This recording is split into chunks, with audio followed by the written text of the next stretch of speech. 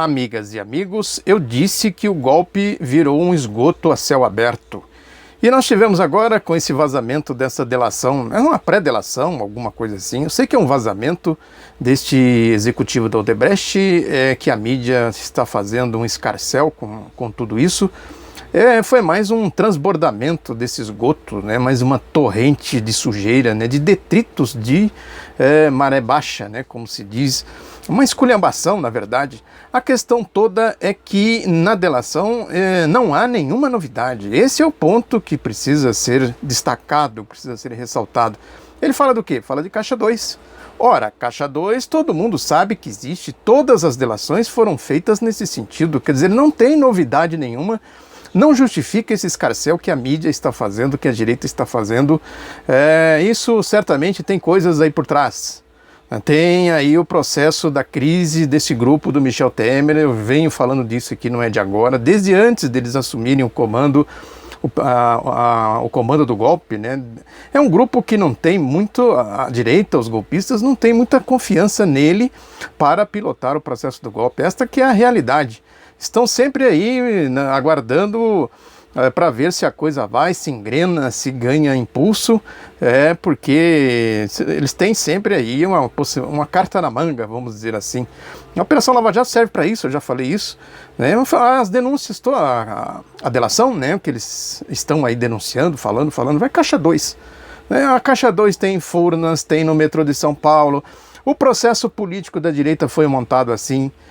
A gente sabe como funciona o capitalismo brasileiro, todo mundo sabe, estou dizendo, quem acompanha aí a vida social do país, não é só a vida política não, nesse mundo da corrupção, a indústria da maracutaia, né, quem acompanha isso sabe minimamente como isso funciona, sabe que essa delação não tem novidade nenhuma. É assim que funciona o capitalismo brasileiro, as eleições deles funcionam assim. A questão não passa por aí, porque Caixa 2 pega todo mundo. Inclusive o que eles ensaiam aí para pôr no lugar do grupo aí do Michel Temer. Essa que é a questão, é o golpe, na verdade, a agenda do golpe, o programa do golpe que está em questão, e não é nada de corrupção não, né? Não sejamos ingênuos, bobos, alegres para aplaudir esse tipo de coisa. E nós tivemos também a denúncia aí contra o ex-presidente Lula pelo Ministério Público Federal, que é outra esculhambação pior ainda, né? Uma verdadeira palhaçada, né? Podemos classificar aí nesses termos o que essa turma aí, esses ativistas de direita do Ministério, ativistas políticos do Ministério Público Federal vem fazendo, né? Verdadeiros absurdos. Como disse aí a denúncia aliás, a defesa do Lula, né, sobre a denúncia de uma nota que eles soltaram, que a mídia tratou, como sempre eles fazem, né? Desidratam a nota e colocam lá o outro lado, né? Agora virou moda, todo mundo agora tem o outro lado, põe lá uns pontinhos totalmente fora de contexto, né? Tira a contundência da nota. A nota diz que a denúncia baseia-se em procedimentos que tramitavam de forma oculta e sem acesso à defesa. Olha aí, né? Os promotores que fizeram a denúncia não permitiram que a defesa tivesse acesso. Como é que o acusado vai se defender se ele não sabe do que ele está sendo acusado? Isso é um absurdo. Verdadeiro absurdo. Aí diz a nota: impedir nesse momento o enfrentamento dos fundamentos utilizados pelos procuradores da República que subscrevem o documento tem sido a prática deles. Ou seja, isso que eu disse, como o acusado vai se defender se ele não sabe do que ele está sendo acusado. É importante dizer que a acusação não apresenta nada, absolutamente nada, tudo é oculto, tudo na suposição, está aí na mídia, só pegar e ver a denúncia que os promotores fizeram. Um verdadeiro absurdo, não tem nenhuma consistência na acusação. Aí diz que a nota da defesa do Lula levanta questões relevantes, né? Diz que esse tipo de acusação, falando aí dos caças, né, que o Lula teria influenciado na compra dos caças e tal, diz que fazer esse tipo de acusação é colocar em xeque as Forças Armadas brasileiras e todas as autoridades que acolherem o parecer emitido por seus membros. Quer dizer, as Forças Armadas que deram parecer para fazer a compra né, para fazer aí, enfim, o que eles acusam Lula de ter influenciado e tal. Então todas as Forças Armadas que emitiram os pareceres e também tem que ser acusados e denunciados, por óbvio, né, por uma dedução simples, elementar. E diz também que ao afirmar que Lula interferiu na aprovação de medidas provisórias e leis, significa que o Ministério Público está atacando todo o Parlamento brasileiro e demais autoridades que participaram desses atos. Quer dizer, todo mundo é otário. Só os espertalhões do Ministério Público Federal é que são os sabichões, são os deuses e tudo. Sabe? Que tipo de classificação que merece esse tipo de gente? Quer dizer, eles são os bonzões, né? Os reis da cocada preta. Os outros são tudo idiotas, né? Tudo ladrão, né? Na verdade, eu quero dizer que o Lula é ladrão. Aí diz ainda, nota que perseguir Lula e prejudicar sua atuação política é um fenômeno que é tratado internacionalmente como lawfare, né? Que é o objetivo, diz eles aqui, que é perseguir o Lula, né? Essa tese aí do lawfare, né? Aí diz aqui que uma das táticas do lawfare consiste na propositura de sucessivas ações judiciais sem materialidade contra o inimigo político, para que todo o seu tempo fique voltado à realização de depoimentos e à sua defesa judicial, e ainda para gerar na opinião pública a ideia de uma suspeita difusa. Essa aqui é a síntese de tudo, né? Exatamente isso aqui. Aí diz ainda, nota, terminando, que até o momento já foram ouvidas mais de 20 testemunhas arroladas pelo Ministério Público Federal em relação a outras ações, né, que o Lula responde a 3 ações, a outras ações propostas contra Lula, e todas elas negaram a acusação. Ou seja, eles acusam, arrolam as testemunhas e as testemunhas produzem provas contra eles. São medíocres, né? Uma coisa ridícula. Bom, enfim, é isso. Porque tem uma outra informação aí também que a mídia ignorou, que foi uma palestra que o Sérgio Moro deu na Alemanha. Isso foi na sexta-feira, dia 9/12, numa cidade que chama... Na cidade não, é uma universidade, né, que chama Heidelberg. Acho que é uma universidade, alguma coisa assim. Mas enfim, a questão é que ele foi aplaudido e foi vaiado lá na Alemanha. O registro aqui é da agência Deutsche Welle. No Brasil eu não achei nenhuma menção a esse fato, mas aí diz aqui a notícia da Deutsche que a agência perguntou, né, ao Moro sobre o fato dele ser criticado por ter aparecido rindo ao lado do senador Aécio Neves, do PSDB de Minas Gerais, durante a premiação Brasileiros do Ano de 2016, aquela história lá da revista Isto É, da Editora 3, naquele gueto de sujeira, né, de corrupção que é a Editora 3, a Isto É, né, esse gueto das pernas aí da mídia suja, corrupta, golpista, né. E o Sérgio Moro respondeu, segundo a Deutsche, que foi um evento público e o senador não está sob investigação da Justiça Federal de Curitiba. Aí dizendo ele ainda, o Moro, foi uma foto infeliz, mas não há nenhum caso envolvendo ele. Aí a própria agência, a Deutsche, diz o seguinte: Aécio Neves, um dos políticos mais citados nas recentes delações de executivos da Odebrecht e de funcionários da Andrade Gutierrez, teria recebido propina também de Furnas, estatal do setor elétrico. Ou seja... é a agência que está dizendo, né, desmentindo o Moro. Aí diz ainda que Moro destacou que as investigações estão focadas na Petrobras e por isso é natural que políticos da oposição não apareçam. Agora, por que está focado na Petrobras é um grande ponto de interrogação, né? Quer dizer, o que justifica isso, né? Por que está focado na Petrobras? Ele já disse na entrevista ao Estado de São Paulo, uma entrevista recente, que foi por acaso. Eles estavam aí, um delegado estava investigando não sei o quê, de repente tropeçou no carro importado do Paulo Roberto Costa e a partir daí eles desencadearam todo o processo da Petrobras. Ou seja, é muita picaretagem, né? Cá para nós. Aí diz aqui o Sérgio Moro, está entre aspas aqui, segundo a Deutsche, se o crime é provado, haverá consequências. O PTB, o Solidariedade, PP e PT aparecem nas investigações, então não posso ver onde está a parcialidade na condução das investigações. Como não pode ver? A própria Deutsche está dizendo aqui que o Aécio foi citado aí várias vezes, não só o Aécio, FHC, José Serra, né, e tantos outros. Aliás, um detalhe importante que eu esqueci de falar aqui na denúncia contra o Lula, que se refere à Operação Zelotes, que a Globo foi citada também lá, né? Quer dizer, por que que os diligentes ativistas da direita, políticos do Ministério Público Federal também não citam a Rede Globo?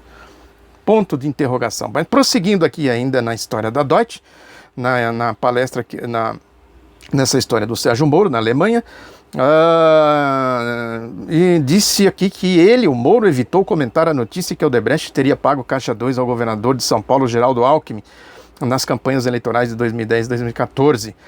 Aspas, casos envolvendo políticos são encaminhados ao Supremo, argumentou o Sérgio Moro.